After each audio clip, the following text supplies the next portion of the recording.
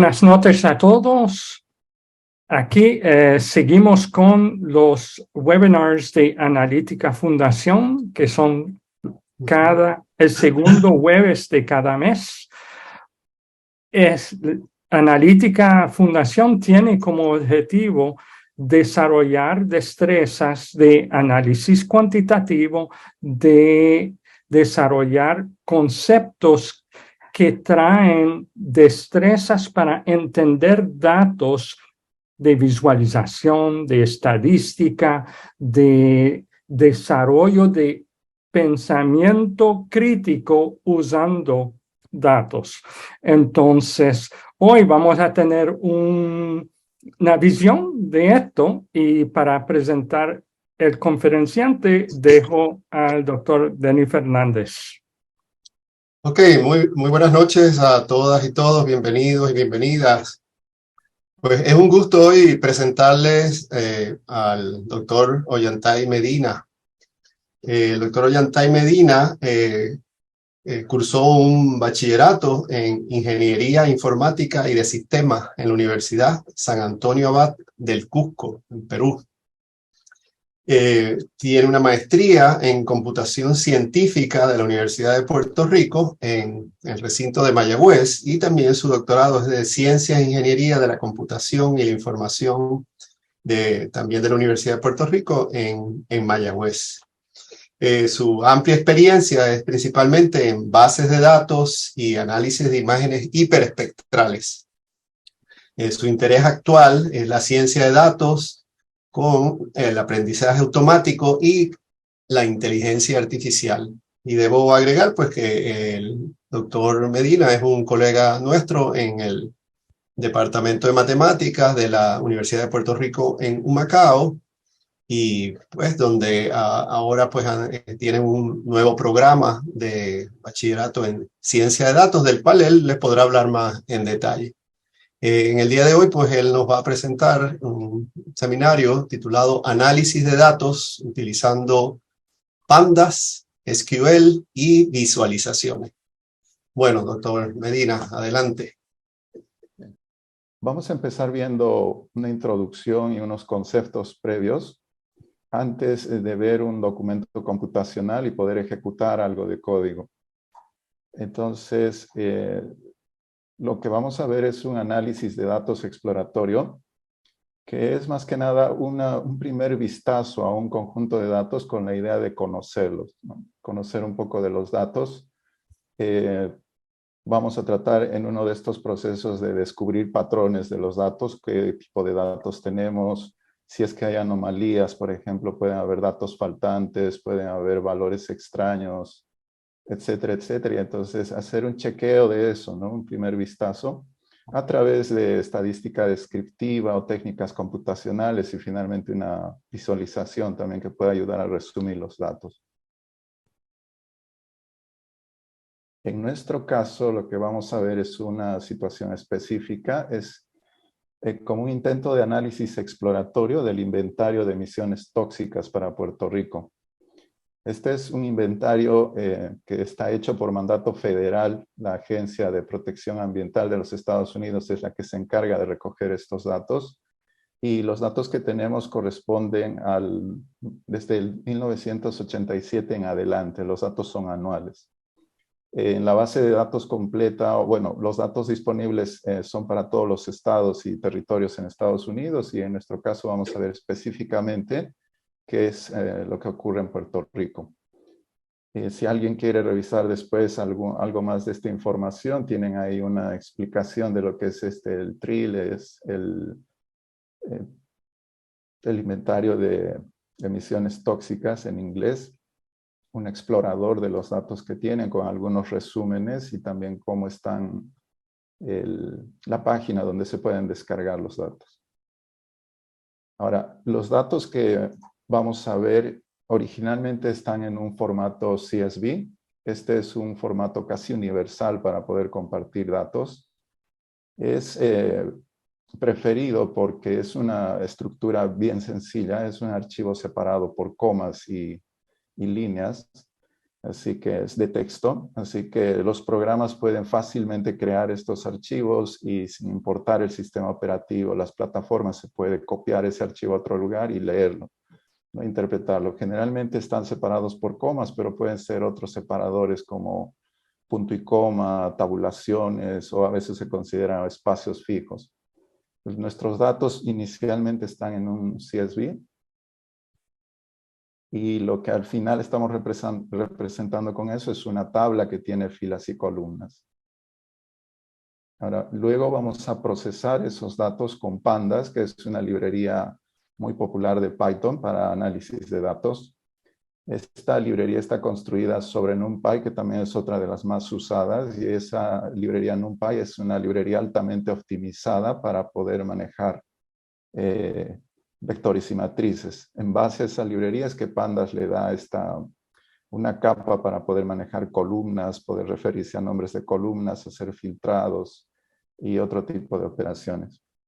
Estas librerías manejan, bueno, NumPy, como les dije, maneja vectores y matrices. Pandas está orientada a series y tablas. Una característica importante, y que esto lo vamos a discutir más en un momento, es que las operaciones, bueno, Pandas carga los datos en memoria y las operaciones se ejecutan en memoria. O sea que si los datos son muy grandes, muy numerosos, estamos hablando de millones de registros, digamos, podríamos empezar a copar la memoria de un computador. Y entonces eso puede llegar a ser un problema. Ahora, por otro lado, tenemos las bases de datos relacionales. Pongo ahí entre paréntesis relacionales porque en estos últimos años las bases de datos han empezado a cambiar un poco. Lo que voy a hablar es más orientado al enfoque clásico relacional, pero hoy en día están cambiando a NoSQL, por ejemplo, otro tipo de bases de datos. Para el clásico, el relacional, tenemos que es una colección de datos principalmente estructurados. Esto es muy importante para que todo esto funcione bien. Hay una estructura que se especifica de antemano en la base de datos y que la creación de esto pasa por un proceso de diseño de base de datos. Hay que hacer un análisis sobre los datos, las relaciones, y de ahí es que se crean entidades, atributos, y posteriormente salen las tablas con las columnas, ¿no? Tenemos hoy en día muchos gestores de base de datos: Oracle, Postgres, SQL, MySQL, SQL Server, también le dicen al último, que en muchos casos son gratuitos. Hay otras opciones pagadas, ¿no? Si uno quiere un servicio adicional también puede pagar un poco, pero se tiene hoy en día muchas opciones muy buenas que son gratuitas. Todos los primeros ejemplos que he mencionado necesitan un gestor como tal, es decir, uno va a pasar por un proceso de instalación, a no ser que use una versión web, pero por lo general si va a instalar en un servidor, tiene que ejecutar un programa, instalar ahí todo el gestor de base de datos. Ahora, por otra parte, tenemos a SQLite, que es una base de datos light, le dicen, ligera, que no requiere instalación alguna y simplemente uno con unas librerías puede empezar a hacer operaciones.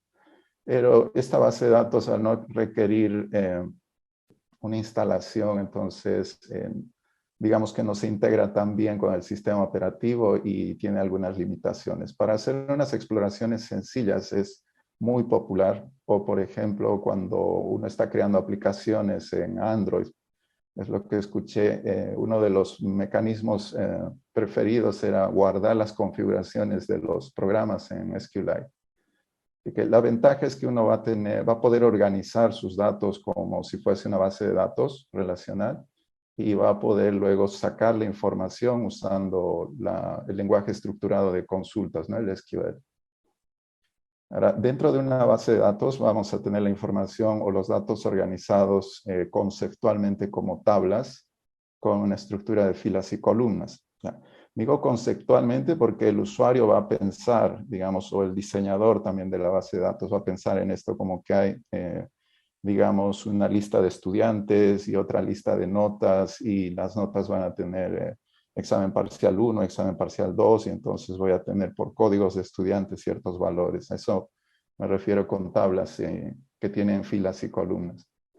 Pero el almacenamiento real de estos datos de forma física lo que va a hacer es, puede ser varios o un archivo, y dentro de ese archivo lo que se van a tener páginas.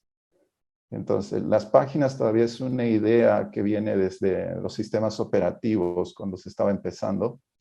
Yo no necesito cargar, o mejor dicho, como había limitaciones de memoria inicialmente, lo que había que hacer era cargar lo necesario de un programa, datos o código de un programa en memoria, y cuando no se esté usando, llevar eso de vuelta al disco. Entonces, ideas similares son las que se usan en base de datos, donde se van a tener la información guardada en páginas. Todo eso, como les digo, puede estar en uno o varios archivos. Y entonces, a medida que se van haciendo las operaciones, se va cargando los resultados o lo que estamos solicitando a memoria en un formato de páginas.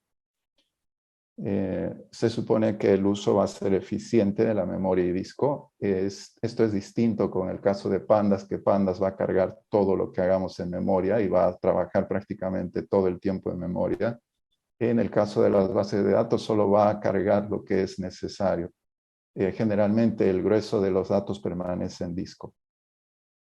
Ahora, uno prefiere usar una base de datos porque quiere evitar inconsistencias en los datos. Esto se refiere al proceso de diseño de la base de datos. Uno va a ver una forma eficiente de guardar los datos sin que hayan repeticiones, o si quiere cambiar algún dato que solo sea en un lugar, y entonces el mínimo de duplicidad posible.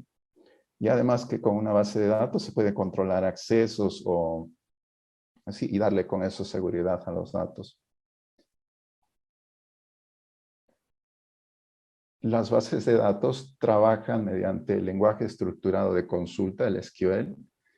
Este lenguaje estructurado de consulta está basado en el álgebra relacional. Todo esto fue definido en un paper ahí famoso en 1970. En esa época incluso los computadores no estaban todavía preparados para implementar estas ideas, así que el paper se vio, digamos, con entusiasmo, pero no fue hasta 1980 más o menos que los computadores tenían la capacidad necesaria para poder construir un gestor de base de datos. De ahí en adelante, esto fue la base, este paper fue la base para todos los sistemas de base de datos. Hasta hoy en día se siguen usando esas ideas. Dentro del lenguaje estructurado de consulta hay dos tipos se puede clasificar, digamos, en dos partes el lenguaje. La DDL, que es el lenguaje, la parte de definición de datos, cómo voy a crear una base de datos, una tabla, establecer las columnas, qué tipo de datos van a tener esas columnas, si es que hay restricciones, constraints le dicen, las restricciones pueden ser, digamos que una nota 2 solo debe estar entre 0 y 100, una nota de un examen o algún otro tipo de condición.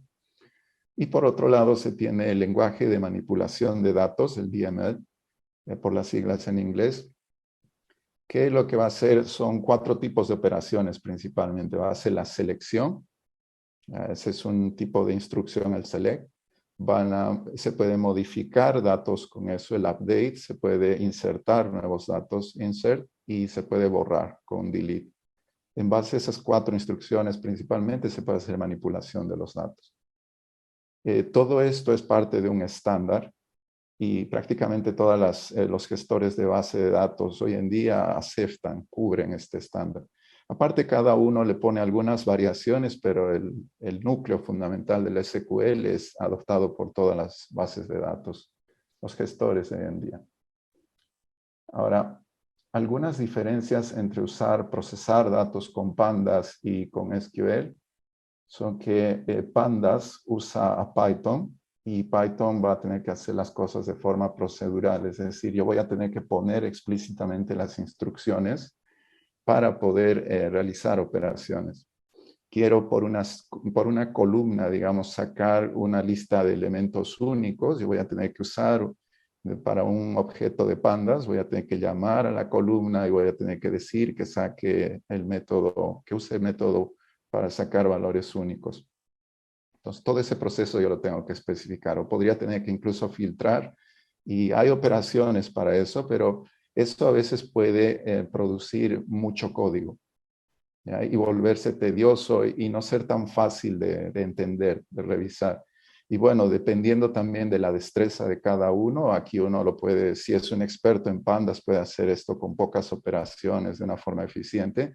Y si no es muy experto, puede empezar a producir, digamos, muchas copias intermedias de los objetos, usar memoria de más, no estar usando los métodos de manera eficiente. En cambio, en el SQL lo que tenemos es un lenguaje no procedural. La característica aquí es que lo que hacemos es describir el resultado que queremos obtener. La sintaxis es bastante elegante, es fácil de entender. Y entonces, una vez que yo defino qué es lo que quiero sacar de la base de datos o de una tabla, el gestor de base de datos internamente se encarga de producir el código necesario para poder lograr ese resultado. Pero la persona que está haciendo la consulta, escribiendo la sentencia en SQL, no se entera realmente de qué es lo que está pasando.